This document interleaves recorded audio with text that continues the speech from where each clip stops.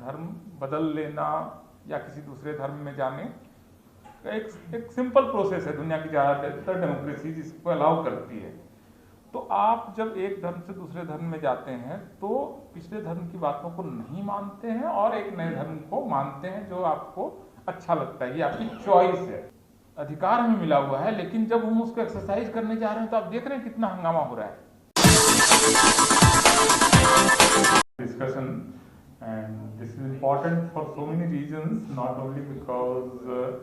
Rajan Gautam ji was forced to do what we never thought that he will do, or whatever you might have so many questions in your mind that why this happened. But I think that this event also underlines that our democracy hasn't evolved in a way it should have been, and there are some uncharted territories, some spaces where ideally according to constitution we should have gone, but when we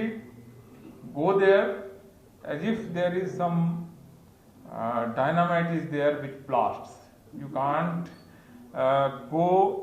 to those territories. Though it is there in constitution, in law books, you can convert, you can change your religion, you can have your faith, you have right to do so many things, but in praxis, in real life, there is a problem in going there, because you know somebody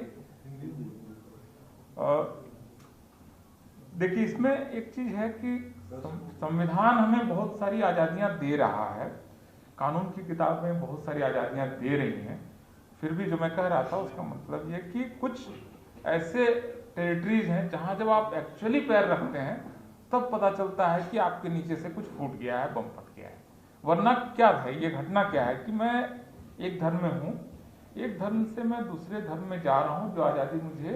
Bharat का संविधान देता है, जो आपको जो I think chapter 3 में हमें ये आज़ादी हमें मिली हुई है कि हम इस तरह के अपने लिबर्टीज को एक्सरसाइज कर सकते हैं। धर्म बदल लेना या किसी दूसरे धर्म में जाने का एक सिंपल प्रोसेस है दुनिया की ज़्यादातर डेमोक्रेसी जिसको अलाउ करती है। तो आप जब एक धर्म से दूसरे धर्म में जाते हैं तो पिछले धर्म की बातों को नहीं मानते हैं और एक नए धर्म को मानते हैं जो आपको अच्छा लगता है, ये आपकी चॉइस है, जिसका जो इस टॉपिक में है। तो बाबा साहब जिस समय बॉर्न हिंदू थे, बॉर्न हिंदू से वो बुद्धिज्म की तरफ जब जा रहे हैं तो पीछे मुझे क्या क्या नहीं करना है और मैं क्या करूंगा, ये मेरे ख्याल से 22 प्रतिज्ञाओं का 2 हिस्से में बांट सकते हैं कि मैं पीछे ये कर रहा था, ये नहीं करूंगा और अब क्या क्या करूंगा। मतलब ये मेरे ख्याल से आप सब लोगों को मालूम होगा। तो इसमें ऐसा कोई आसमान फटने जैसी बात नहीं है। एक मुसलमान अगर हिंदू धर्म में जाएगा तो बोलेगा कि मैं पीछे ये मान रहा था, ये मैं नहीं मानूंगा और अब ये मानूंगा। यही कन्वर्सन का मतलब ही यही है कि मैं एक किसी खास प्रैक्टिस में हूं और उस प्रैक्टिस को नहीं करूंगा। खास करके शेड्यूल कास्ट के लोगों के लिए तो बहुत नेचुरल है कि जिस धर्म ने उन्हें इतनी ज्यादा पीड़ा दी, इतनी तकलीफें दी जिसकी कि आप विश्व इतिहास में कोई तुलना नहीं है, वहां से निकलकर अगर कोई लिबरेट होता है, मुक्ति के रास्ते पर चलता है, तो इसको लेकर बहुत ज्यादा एजिटेटेड होने की जरूरत नहीं है। लेकिन ऐसी घटनाएं बता रही हैं कि भारत का जो डोमिनेंट, जो प्रभावशाली डिस्कोर्स है, वो इस तरह की बात को नहीं करने दे रहा है। तो हमें लग रहा है कि इस डिबेट के जरिए जो अगर हम कामयाब होते हैं इस डिबेट में, तो हम असल में भारतीय लोकतंत्र का वो हिस्सा क्लेम करेंगे जो कागज पर है और जमीन पर नहीं। एक्चुअली वो अधिकार हमें मिला हुआ है, लेकिन जब हम उसको एक्सरसाइज करने जा रहे हैं तो आप देख रहे हैं कितना हंगामा हो रहा है। तो ये अगर इस लड़ाई का महत्व इस मामले में है, इसलिए नहीं कि एक व्यक्ति का एक पद है, वो मंत्री था, नहीं है, रहेगा, ये उस कहानी का एक छोटा हिस्सा है, महत्वपूर्ण हिस्सा है, लेकिन इससे आजादी का एक पूरा दायरा खुलेगा। तो मैं इसको बहुत गंभीरता से, इस मामले को हम सब लोग, आप सब लोगों की भी नजर है क्या हो रहा है, क्योंकि ये अपने आप में कितनी चिंता की बात है कि एक व्यक्ति जिस पर अभी तक एफआईआर दर्ज नहीं हुई है, वो पॉलिटिकल सिचुएशन में दबाव वगैरह क्या रहा होगा किसी को नहीं मालूम, अंदर की अंतर कथाएं हम सब लोगों को नहीं पता होती हैं, जानने की जरूरत भी नहीं है, लेकिन अल्टीमेट रिजल्ट ये है कि उनको मंत्री नहीं रहने की स्थिति आई। तो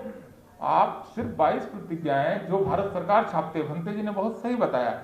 वॉल्यूम 17 22 प्रतिज्ञाएं उसमें है, इंग्लिश में भारत सरकार ने छापी है, सोशल जस्टिस मिनिस्ट्री ने छापी है, महाराष्ट्र गवर्नमेंट ने छापी है। हिंदी में वॉल्यूम 40 में पूरी की पूरी 22 प्रतिज्ञाएं लिखी हुई हैं जो भारत सरकार के सोशल जस्टिस मिनिस्ट्री ने छापी है। उसको केंद्रीय मंत्री थावरचंद गहलोत जो थे उन्होंने उसकी भूमिका लिखी है, उसको भारत सरकार रिलीज करती है, लाखों की संख्या में छापती है और बेचती है। उन 22 प्रतिज्ञाओं को बोलना राजनीति की दुनिया में या व्यवहारिक दुनिया में एक अपराध की तरह देखा गया, ये अपने आप में चिंता का विषय है। और मुझे लगता है कि इसको लेकर खास करके जो यहाँ का प्रभावशाली धर्म और उससे जुड़ा हुआ जो पॉलिटिकल स्ट्रक्चर है वो इसको अभी अलाउ नहीं कर रहा है। तो हम लोग अगर इस लड़ाई में थोड़ा सा भी आगे बढ़ते हैं तो ये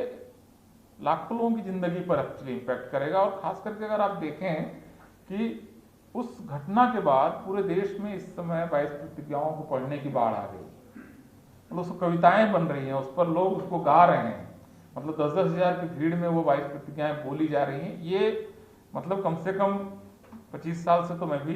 ऑब्जर्वेशंस कर रहा हूं कि देश दुनिया में क्या हो रहा है, ये पहली बार हुआ है। बहुत मुझे लगता है कि 1956 के बाद, बाबा साहब के कन्वर्सन के बाद, और ये एक दूसरा मौका है जब फिर से 22 प्रतिज्ञाओं को लेकर,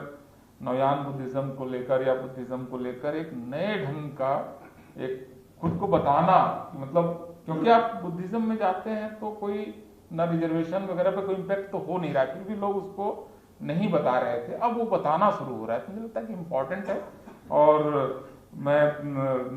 मुझे नहीं मालूम कि राजनीति में अगला कदम कौन क्या लेगा, उसमें हम सलाह देने के लिए भी सक्षम नहीं, क्योंकि राजनेता इस मामले में बहुत सबसे सही अपने लिए सोच पाते हैं। लेकिन हमारी पूरी तरह से